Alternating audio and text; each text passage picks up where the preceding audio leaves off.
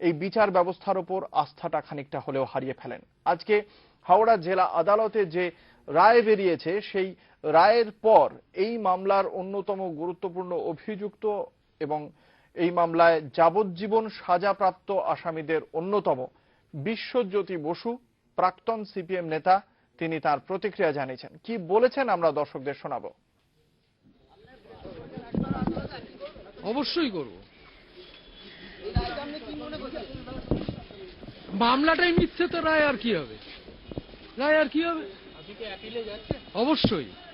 কি মনে করছেন হাইকোর্ট কি দেবে? খালাস দেবে, অ্যাবসলিউটলি খালাস দেবে। এটা মনে করবেন না আমি অসুস্থ বলে আমি মৃত।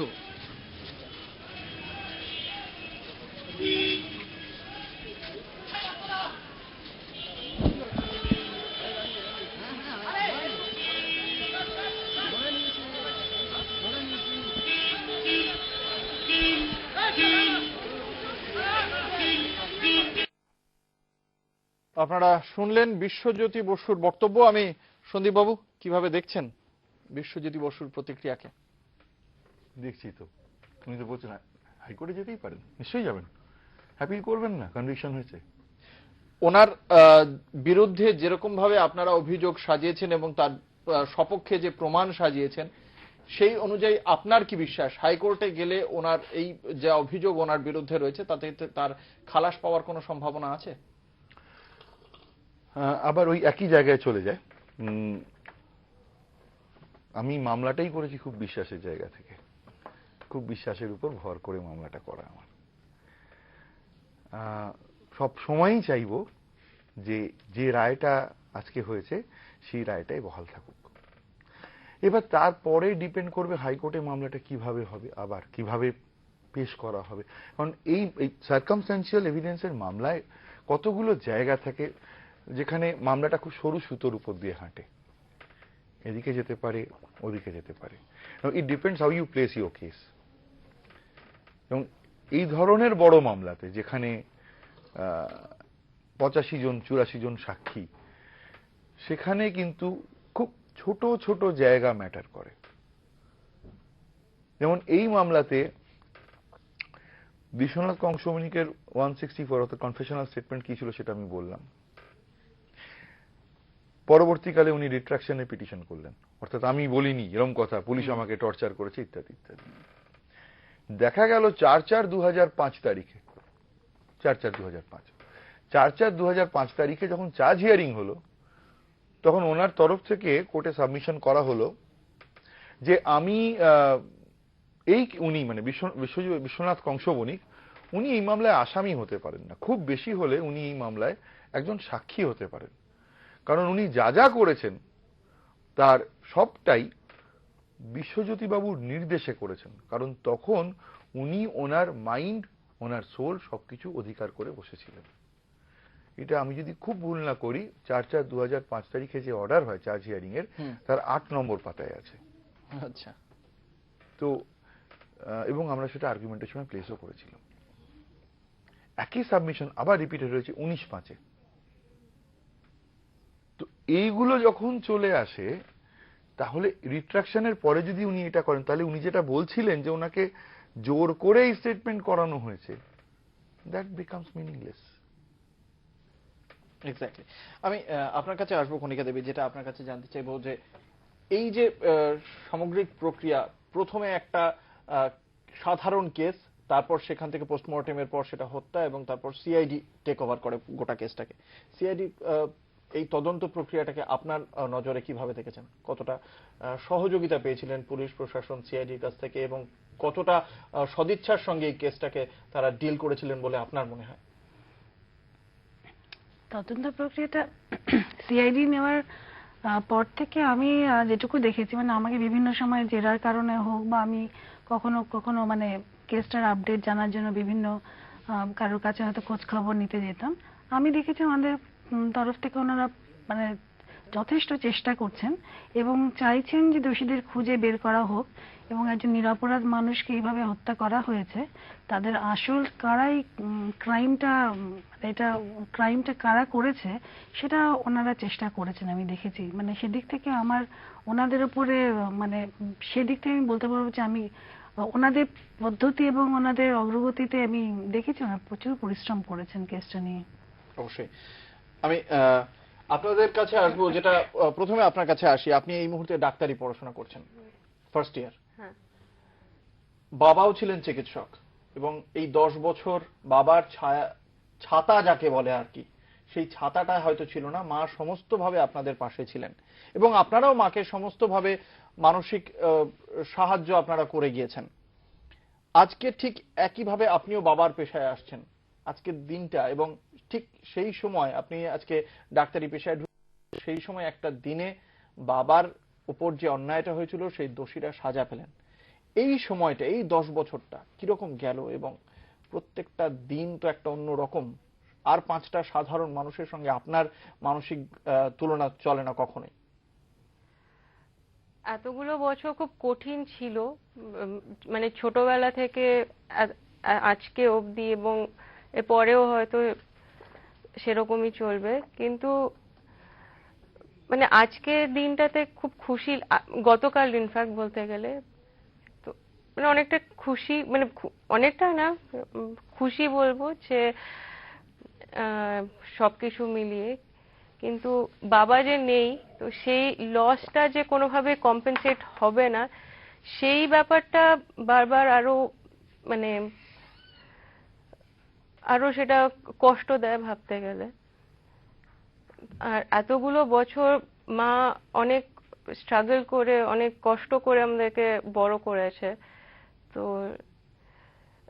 সবকিছু মিলিয়ে একটা মানে মিক্সড ফিলিং পুরোটা, যে বাবা নেই। এই কারণে কি মানে আবার ডাক্তারি পড়া? আমার ছোটবেলা থেকে বাবাকে দেখেই মানে ডাক্তার হওয়ার ইচ্ছা ছিল। বাবার সাথে মানে যতগুলো বছর কাটিয়েছি সবসময় বাবাকে দেখতাম মানে কাজের মধ্যে খুব ব্যস্ত থাকতেন, বা এবং খুব জনপ্রিয় ছিলেন চিকিৎসক হিসেবে, ভালো চিকিৎসক ছিলেন খুব। তো বাবাকে দেখে আমার ছোটবেলা থেকে এটা ইচ্ছে ছিল যে আমি বাবার মতনই চিকিৎসক হব। কিন্তু কখনো ভাবিনি কি যখন এই টাইমটা আসবে তখন বাবা যে সাথে থাকবে না, বা এই ব্যাপারটা। অবশ্যই অত্যন্ত বেদনাদায়ক ঘটনা, যেটা আপনার জীবনের লক্ষ্যের কাছে যখন আপনি পৌঁছে গিয়েছেন, যাকে দেখে সেই লক্ষ্যটা স্থির করা, তিনি হয়তো তখন আপনার পাশে নেই। অত্যন্ত বেদনাদায়ক, এবং এ নিয়ে কোনো সন্দেহ নেই সে বেদনার সামান্যতম কাছেও আমরা হয়তো পৌঁছতে পারবো না। আমি আপনার কাছে আসব। এই দীর্ঘ সময় আপনাদের বড় করে তোলার পেছনে আপনার মার যেমন একটা বিরাট ভূমিকা ছিল, বাবার অভাবটা যাতে কোনোভাবেই আপনাদের উপর এসে না পড়ে, ঠিক একই রকম ভাবে আপনারাও মার পাশে দাঁড়িয়ে রয়েছেন। মাকেও আপনারা সেই ভরসাটা দিয়ে গিয়েছেন। এতদিনের একটা 10 বছরের লড়াই, এই লড়াইটার পর আজকে সেই প্রতিক্রিয়া, আপনি বলছেন যে অন্য রকম, কিন্তু আপনি আজকে প্রায় 12-এ পড়েন, আপনিও নিজের একটা জীবনের লক্ষ্য স্থির করেছেন, আপনি আজকে প্রায় দাঁড়িয়ে পড়েছেন নিজের পায়ে। সেই জায়গায় দাঁড়িয়ে আজকে বাবা নেই, কিন্তু বাবার যে কারণে গেছিলেন সেই লোকগুলোও আজকে খুব শান্তিতে থাকবে না। এই বিষয়টা আপনাকে কতটা কি প্রতিক্রিয়া আসছে, আপনার ভিতরে কোন আবেগটাকে নাড়াচাড়া দিচ্ছে? বাবার ছিল মানে নেই, কিন্তু ছোটবেলা থেকেই মাও খুব প্রিন্সিপালে চলেন এমন একজন মানুষ। তো মানে বাবার শিক্ষাগুলো আমরা ছোটবেলা থেকে মায়ের কাছ থেকে শুনে এসেছি যে কিভাবে। তো সেইখান থেকে আমরা মানে যেহেতু আমি খুব ছোট ছিলাম, কিন্তু মানে বাবাকে ঘিরে তো অনেকটা সময় কাটতো, কারণ বাবার শুধু কাজের পরে আমরাই মানে মেন ছিলাম। তো সেইখান থেকে এত বছর একটা মানে জানতাম না যে ঠিক ওরা আদৌ দোষ করে যে ছাড়া পেয়ে যাবে, এই একটা আতঙ্ক সারাক্ষণ থাকতো। তো সেই দিক থেকে কালকে মানে সুবিচার পাওয়ার পরে সেই শান্তিটা, সেই আনন্দটা তো খুবই বেশি। মানে আমরা বাবার কাছে বলতে পারি যে মানে মা সব রকম ভাবে চেষ্টা করে, এবং সবভাবে আমরা আলটিমেটলি দোষীদের সাজা দেওয়া। বাবাকে আজকে এটা বলা যায় নাকি? অবশ্যই। আমি কণিকা দেবী যেটা আপনার কাছে জানতে চাইবো যে আজকে আমরা দেখলাম বিশ্বজ্যোতি বসু যিনি আজকেও এরকম ভাবে বলছেন কথাগুলো, আপনি এই 10 বছরের টেনিওরে কোনো হুমকি জাতীয় কোনো কিছু ফোন কল বা এরকম কিছু পেয়েছেন? না, প্রথম থেকে যখন তদন্ত চলছে তখন আমার মানে আমাদের বাড়ির ল্যান্ডলাইনে এরকম কিছু আসতো, কিন্তু তার পরবর্তীতে সেগুলোকে গুরুত্ব সেরকম পাওয়া যায়নি বা সেরকম সঠিকভাবে খুব মানে ইদানিং কালের মধ্যে সেরকম কিছু আমরা পাইনি, বা তখন সেগুলোকে আইডেন্টিফাই করে তখনই সিআইডি কে বলা হয়েছে এবং সিআইডি চেষ্টা করেছে আমাদের সব রকম নিরাপত্তা যাতে আমরা পাই, এবং তারপরের থেকে সেরকম কিছু হয়নি। যা হয়েছিল একদম প্রাথমিক পর্যায়ে। আমি সন্দীপবাবু আপনার কাছে আসবো। এই যে কেসটা আপনি বললেন একদম কিছুক্ষণ আগে বিরতিতে যাওয়ার আগে বলছিলেন যে দুটো ছোট বাচ্চা মেয়েকে আপনি তখন দেখেছিলেন এবং সেই জায়গায় তাদেরকে একটা সুবিচার পাইয়ে দেওয়ার একটা দায়বদ্ধতা আপনার ভেতর কাজ করেছিল। আজকে 10 বছর কেটে গেছে এবং এরাও প্রায় নিজেদের পায়ে দাঁড়িয়ে পড়েছে, বড় হয়ে গেছে, অবশ্যই বড় হয়ে গিয়েছে। তো আজকে তারপরেও আপনি দেখতে পাচ্ছেন যে এখনো কিন্তু সেই আস্ফালনটা এখনো রয়েছে যারা অভিযুক্ত তাদের মধ্যে। কেন উনি তো আজকে কোর্টেই যখন লার্নেড কোর্ট ডেকে জিজ্ঞাসা করছিলেন আপনাদের কি বলবার আছে, উনি তো আজকে কোর্টেই বললেন যে উনি জনসেবায়তনে কখনো জানিনি, অথচ তদন্তে উঠে এসছে জনসেবায়তনের ব্যাংক অ্যাকাউন্টে উনি এবং ডক্টর পিয়ালি দাস দি জয়েন্ট সেক্রেটারিজ সাক্ষীতে এসছে, ডকুমেন্ট প্লেস হয়েছে। এই যে পিয়ালি দাসের কথা বললেন, এরও তো আজ যাবজ্জীবন কারাদণ্ড হয়েছে। একদম। এই মামলায় এর ভূমিকা কতটা বড় ছিল?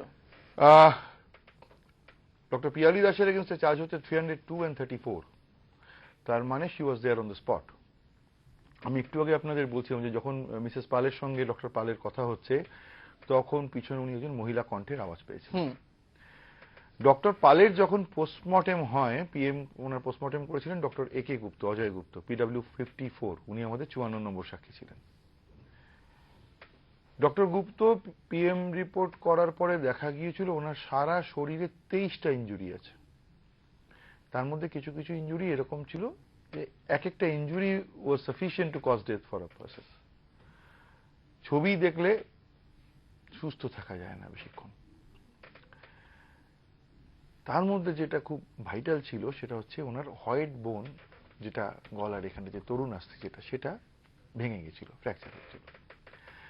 নর্মালি আমরা দেখি এটা মার্শাল আর্টে কমান্ডো ট্রেনিং এটা শেখানো হয়, এই রেডিয়াস আলনার এই জায়গাটা দিয়ে যখন শত্রুকে যদি এখানটা দিয়ে হিট করা হয় তাহলে এইটা ভেঙে যায়, মানুষ দম নিতে পারে না, মরে যায়। ও আরো ভালো বলতে পারবে, ডাক্তারি পড়ছে তো, জানি না তোরা এখন এটা ক্রস করেছিস কিনা। তো এখানে ওই হোয়াইট বোনটা ফ্র্যাকচার হয়েছিল, কিন্তু সেটা আমরা সেখানে নেল বাইট ইনজুরি পেয়েছিলাম, অর্থাৎ যে মার্ক অফ নেলস পাচ্ছিলাম, মার্ক অফ ফিঙ্গার টিপস আমরা যেগুলো পাচ্ছিলাম 0.2 সেন্টিমিটার, এই হচ্ছে মেজারমেন্ট, মানে এইগুলো। অর্থাৎ সেটা যদি একজনকে যদি এই খুব মেডিকেল নলেজ যদি না থাকে ওইভাবে ইনজুরি করা সম্ভব না। এক, দুই, স্বপ্না কানু বলে একজন সাক্ষী ছিলেন, তার স্বামী হোস্টাইল হলেন সুজিত কানু, স্বপ্না কানু বোধহয় হোস্টাইল উইটনেসে ছিলেন, কিন্তু ওনার এভিডেন্স যখন জেরা করলাম তখন বেরিয়ে এলো যে উনি ওই দিন ওনার ডেলিভারি হয়েছিল ডক্টর পিয়ালি দাসের হাতে। আচ্ছা, ওটা 2 সাথে উনি ডিসচার্জ হয়েছিলেন। ওনার এভিডেন্স এটা এলো যে ওই যে ডিসচার্জ হলেন সেই সময় after taking advice from doctor Piyali Das, অর্থাৎ উনি ওই দিন ওই নার্সিং হোমে ছিলেন। এই হচ্ছে সার্কামস্টান্সিয়াল এভিডেন্সের মজা, যে ওই খুব ছোট ছোট জায়গা, ওই বিনে সুতোয় তো মালা হয় না, তো এই সুতোগুলো খুব ছোট ছোট ফ্র্যাগমেন্টে থাকে, সেটাকে জড়ো করতে, ফুল পড়ে আছে প্রচুর, সুতো খুঁজে বার করার এইটার সঙ্গে এটা লাগিয়ে দেওয়া, দ্যাট ইজ দি। আচ্ছা, এই পর্বটা কি তদন্ত প্রক্রিয়ার সময়ই হয় নাকি পরবর্তীকালে আপনাদেরও? এটা এভিডেন্সের সময় আসবে। তদন্ত হচ্ছে একটা জায়গা যেখানে, মানে আগেন ইটস মাই ফিলিং, আমি যেটাই বলছি সবটাই কিন্তু আমার এখান থেকে বলা, মানে it is not a very general principal. তদন্ত আমার যতদূর ধারণা সেটা হচ্ছে ওটা আরেকটা প্রক্রিয়া যেটার মধ্যে দিয়ে যাওয়ার সময় যা যা তথ্য উঠে আসছে সেটাকে অ্যাকিউমুলেট করে একটা জায়গায় পৌঁছানো যে yes they have committed the crime, সেটা করে তাদের এগেন্সে চার্জশিটটা ফাইল হলো। তারপরে যেই ওটা কোর্টের এখতিয়ারে চলে এলো, এবারে কিন্তু সবটাই ওই সাক্ষ্যদানের প্রক্রিয়ার মধ্যে দিয়ে যেতে হবে, সেখানে আর কোনো নড়বার জায়গা নেই। এবং সেক্ষেত্রে এই যে স্বপ্না কানুর কথা বললেন, এটাও কি যখন চার্জশিট ফাইল করা হয়েছিল তখন কি তার মধ্যেই ছিল, নাকি পরে আপনারা এটা বার করেছেন? না, স্বপ্না কানুর তো মানে ও তো বেডের টিকিট সিজ হয়েছে, ডিসচার্জ সার্টিফিকেট সিজ হয়েছে, সেখানে ডক্টর দাসের সই আছে, এইটা হচ্ছে তদন্তের পার্ট। এবার সেটা সাক্ষ্যতে কতটা আসবে, হ্যাঁ, সাক্ষ্যতে কতটা আসবে সেটাই দেখবার ছিল। তো আমরা প্রত্যেকদিন টাইপ করা, জেরক্স করা কাগজ নিয়ে যেতাম পিটিশন, নামের জায়গা নাম্বারের জায়গাটা ব্ল্যাঙ্ক রাখতাম। আজকে এই সাক্ষী আসছে, হোস্টাইল হবে, নামটা লিখবো, নাম্বারটা লিখবো, জমা করব, করে জেরা করা শুরু করবো। I was mentally prepared. আমি একটা কথা বলি, বলুন। After completion of chargesheet, submitting chargesheet, এই যে আপনি বললেন যে তারপর যদি এটা আসে, তারপর যাই কিছু রিভিল করুক আর নেওয়া যাবে না, কারণ আমার চার্জশিটের কপি আমি আসামি পক্ষ লয়ারকে দিয়ে দিতে হচ্ছে। ফলে নতুন ভাবে কিছু এলে যে এইটা নেওয়া যেত তার একটা সেটা আর আসবে না। 173 ক্লজ 8 অর্থাৎ ফার্দার ইনভেস্টিগেশন। আমার যদি কোনো ইনভেস্টিগেশন মনে হয় যে ফার্দার ইনভেস্টিগেশন করার দরকার আছে, even after filing of chargesheet, the investigating officer can file an application saying যে আমার এই কারণে ফার্দার ইনভেস্টিগেশন দরকার। if that is allowed then it will be included আপনার সাবমিটিং চার্জশিট। আচ্ছা, একদম শুরুর দিকে যখন এই মামলা যখন প্রথম আসে আর কি আদালতে, তা যেহেতু এই ভদ্রলোক ছিলেন একজন বিশ্বজ্যোতি বসু, একটি গুরুত্বপূর্ণ তৎকালীন শাসক দল, তার বহিষ্কৃত নেতা, তখন বহিষ্কৃত তিনি হননি, ফলে সেই জায়গা থেকে কোনো রাজনৈতিক চাপ কি আইনজীবী হিসাবে আপনার কাছে এসেছিল? আইনজীবী হিসেবে চাপ কোথায় জানেন? একটা এরকম মামলায় যেখানে 79 জন সাক্ষীর মধ্যে 26 জন সাক্ষী হোস্টাইল হয়ে যায়, তার বাইরে আমার কাছে আর কোনো চাপ লাগে না। ওই একটা চাপ, সেটা যথেষ্ট বেশি, রাতের ঘুম কেড়ে নেওয়ার জন্য যথেষ্ট। তখন যখন ওই সাক্ষী করতে যেতাম, প্রত্যেক দিন ভাবতে হতো নতুন নতুন করে যে আজকে একে কিভাবে জেরা করব। আমি খুব সামান্যই আমার অভিজ্ঞতা, আজ অব্দি কোনোদিনও কোনো মামলায় ইনকোয়েস্টের সাক্ষী হোস্টাইল হয় দেখিনি, এখানে তাও পেয়েছি। ফলে সেখান থেকে এইটা ওটা ওই চাপের কাছে আর কোনো চাপ নেই, বাকি কোনো চাপ থাকে না।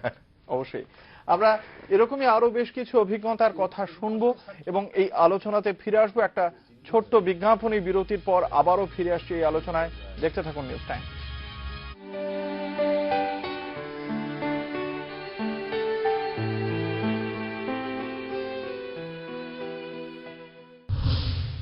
হেডলাইন্স নিবেদন করছেন ডাবল রেড পেস্ট, দাঁতও কি প্রবলেম সেটা খেয়ে দূর।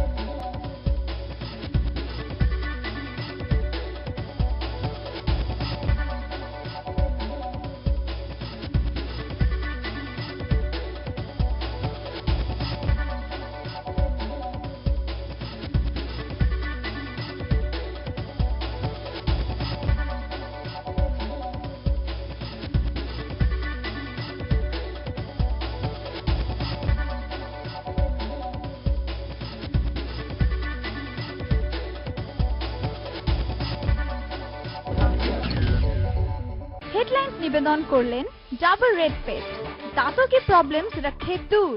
এত টাইম ব্রাশ করেছে? ব্রাশ তো আগেও করতাম ডক্টর, কিন্তু গাম ব্লিডিং তবুও হতো। আর এখন প্রবলেম গন, দেখো no gum bleeding. Thank you doctor. Thank you Dabur red paste বলুন। কারণ এতে আছে 13টি আয়ুর্বেদিক তত্ত্ব যা দাঁতের প্রবলেমকে রাখে দূর। ডাবল রেড পেস্ট প্রবলেমকে রাখে অনেক দূরে। আমাকেও খেলতে দাও না প্লিজ। দাদা, এটা বাচ্চাদের টিম নয়। এবার দেখুন এভারেস্ট পাওভাজি মশলার কামাল। কেবল এতে আছে 15টি শুদ্ধ মশলার সঠিক মিশ্রণ। এই খেলবি? খেলবে কি? ও তো আমাদের captain. This the best mummy আর এভারেস্ট। নারী প্রগতির হাতিয়ার, ভোটদানের অঙ্গীকার। নিজের ভোট নিজেই দেব, দেশকে মোরা এগিয়ে নেব। ভোট দিন, নিজেকে ও দেশকে শক্তিশালী করুন। পশ্চিমবঙ্গের মুখ্য নির্বাচনী আধিকারিক দ্বারা জনস্বার্থে প্রচারিত।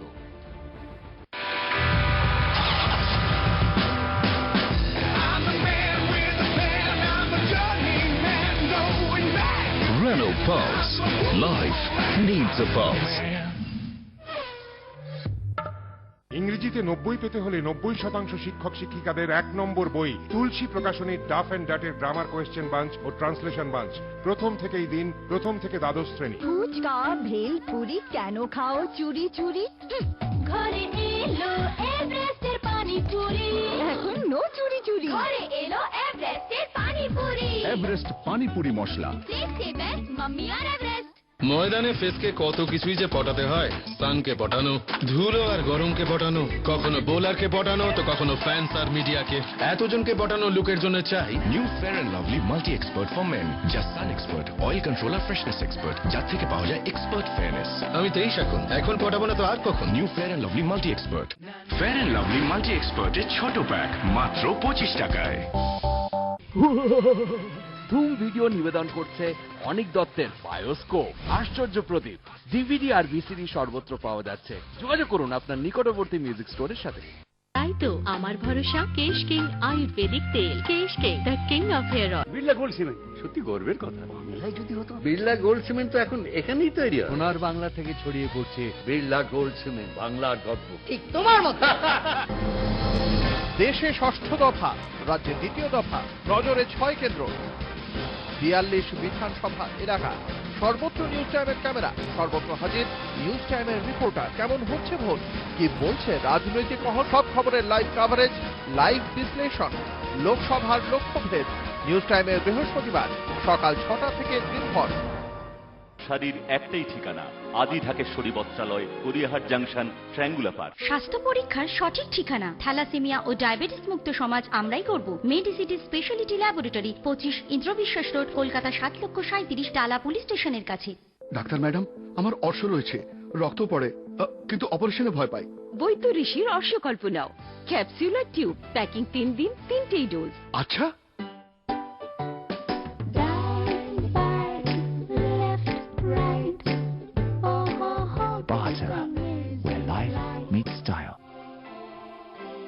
মুখের আলসার যন্ত্রণাদায়ক হয়, বিশেষ করে খাবার সময়। এখন নিউ কুইক কুল জেলের কুইক অ্যাকশন আপনাকে যন্ত্রণা থেকে দেয় তৎক্ষণাৎ মুক্তি। এটা ইনফেকশন কমায় আর দেয় কুলিং কমফর্ট। মুখের আলসারের যন্ত্রণা থেকে তৎক্ষণাৎ মুক্তি পাওয়ার জন্য ট্রাই করুন কুইক কুল জেল। ইন্ডিয়ার প্রতিটি প্রয়োজনে আমরা তৈরি করেছি একটি সিম্ফনি, আর আমাদের প্রতিটি কুলার মাত্র 1টা বা 2টো বাল্বের খরচে ইন্ডিয়াকে রাখে কুল। সিম্ফনি, ইন্ডিয়ার কুলার, ইন্ডিয়াকে রাখে কুলার। যখন চুল কালার করলে লোকজনকে ইয়াং দেখায়, তখন 10-এর মধ্যে 6 জন কালার কেন করাতে চান না? ড্যামেজের চান্স আছে, আনন্যাচারাল দেখাবে। এখন আর নয়, এসেছে best ever hair colour, Godrej expert rich creme. Best কেননা অন্য হেয়ার কালার্স এর মতো এতে অ্যামোনিয়া নেই, চুল থাকে ড্যামেজ ফ্রি। বেস্ট কেননা এতে আছে অ্যালো এবং মিল্ক প্রোটিন, চুল হয় সফট, শাইনি আর ন্যাচারাল লুকিং। দামি হবে। সব থেকে বড় কথা, মাত্র 30 টাকায় গোদরেজ এক্সপার্ট রেজ ক্রেম।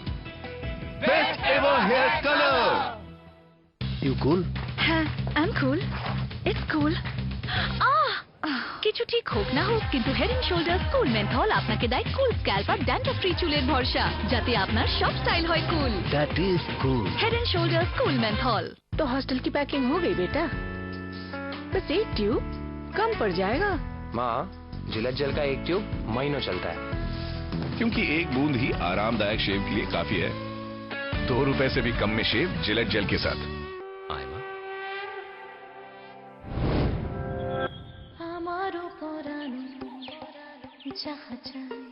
ডানায় নতুন রোদ্দুর, কোথায় চলেছি আমি?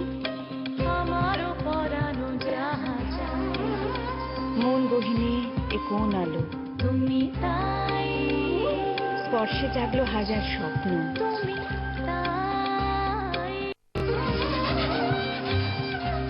দৃষ্টি দিলাম তেপান্তরে, একটি রূপকথা,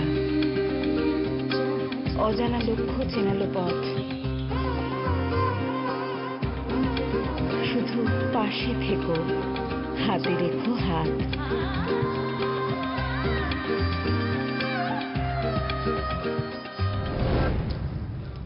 নতুন স্বপ্নে নতুন করে সেজো। Bridal collection from Adrija. এখন ফ্রেশ থাকা বেশ সহজ। পার্ক অ্যাভিনিউ জিওর ছোট প্যাক নিয়ে মাত্র 59 টাকায়। সুবাসটা একটু নিয়ে তো দেখুন। এই সাম্ভার রেডি হয়নি? মশলা আম্মা কোথায়? ওই তো মশলা আম্মা।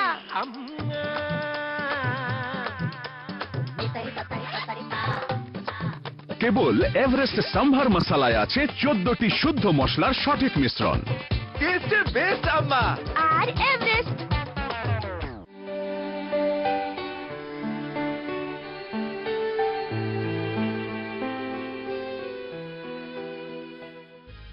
ফিরে এলাম বিরতির পর। আপনারা দেখছেন একটি হত্যা আদালত ও রায়। আপনাদের সঙ্গে রয়েছে আমি অঙ্কুর।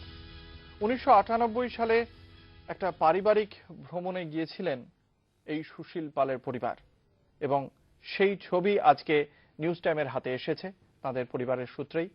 সেই ছবি আমরা দর্শকদের দেখাবো। আমি কণিকা দেবী, এই কোথায় ঘুরতে গিয়েছিলেন সেই সময়ের যদি স্মৃতিটা একটু আমাদের দর্শকদের সঙ্গে ভাগ করে নেন। সেই সময় আমার দিদি, মানে আমরা দুই বোন, আমার দিদি আর আমি, তা আমার দিদি তখন ইউএসএ তে ছিলেন। তো ওদের কাছে আমরা পরিবারের 4 জনের সঙ্গে আমার মা, আমরা ঘুরতে গিয়েছিলাম। এবং ইউএসএ তে ছিলেন বেশ কিছুদিন সেই সময়? হ্যাঁ, মাস 2 আমরা ছিলাম সেখানে দিদিদের ওখানে, এবং ওদের সঙ্গে বিভিন্ন জায়গায় তখন আমরা ঘুরতে যাই। তখন সুশীল বাবুর কত বয়স? তখন তরুণ তরতাজা আর কি। তখন এটা কোন ইয়ার? এটা 98 হবে। 98। অর্থাৎ আপনারা শুনলেন 1998 সালে আমেরিকা ঘুরতে গিয়েছিলেন, এবং তারপর 6 বছর পর 2004-এ যে ঘটনা ঘটে, তখন অনেক ছোট শ্রেয়া এবং সৃজা। আপনারা সেই ছবি দেখতে পাচ্ছেন। আরেকটি ছবি একই জায়গায়, কি এটাও কি আমেরিকাতে? হ্যাঁ, ওটাও আমেরিকাতেই। আসলে খুব একটা তো উনি সময় করতে পারতেন না, তাই দিদিদের ওখানে যখন যাওয়া হলো, মানে ইনফ্যাক্ট সেই সময়টা উনি এতদিনের ব্রেক নিতে চাননি, একটু জোর করেই বরং ওনাকে আমরা রাজি করিয়েছিলাম, যেহেতু আমাদের দিদিরা মানে তার কিছুদিন বাদে ওনারা কলকাতা মানে ইন্ডিয়াতে ফিরে আসার একটা পরিকল্পনা ছিল। তো ওরা খুব ইনসিস্ট করছে যে আমরা একবার ঘুরে আসি। তো সেই সময় অনেক কষ্টেই সুশীলকে রাজি করাতে হয়েছিল। তারপর ওখানে যাওয়ার পর তো অতটা মানে কষ্ট করে যাওয়া, অতটা খরচা করে যাওয়া, তো ন্যাচারালি কিছুদিন থেকে আশেপাশটা ঘুরে, প্লাস ওখানে আমার এক ননদও ছিলেন তখন ইউএসএ তে, অ্যারিজোনাতে। তো ওনার সঙ্গে কাজটাও ঘুরে, তখন সবটা ঘুরে আমরা ফিরি। মাস 2 মতো একটা ট্রিপ ছিল। তখন আমার ছোট মেয়ের 18 মাস বয়স, মানে 2 বছরও হয়নি তখন। বড় জনের তখন ওই 4 বছর। কিছু স্মৃতি আছে? ছোট ছিলাম তো সেরকম মানে ফটো আর ভিডিও দেখে যতটুকু মনে পড়ে। বাবা তো এই মুহূর্তে আপনাদের কাছে এই সমস্ত ভিডিও এবং ছবির মাধ্যমে বেঁচে রয়েছেন।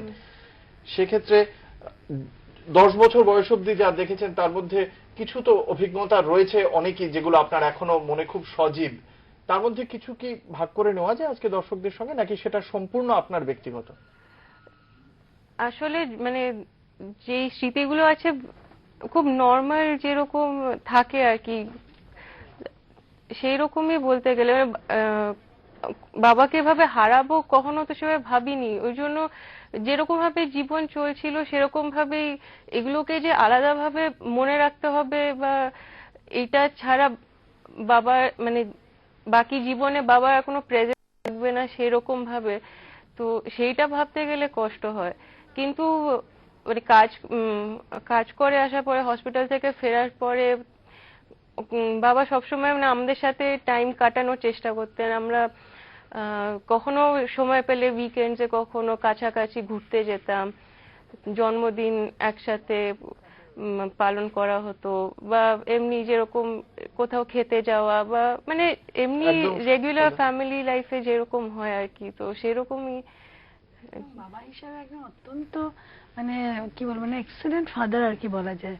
মানে যেটুকু সময় পেতেন কাজের বাইরে, সেটুকু সময় এসে মেয়েদের সঙ্গে কাটানোর চেষ্টা করতেন।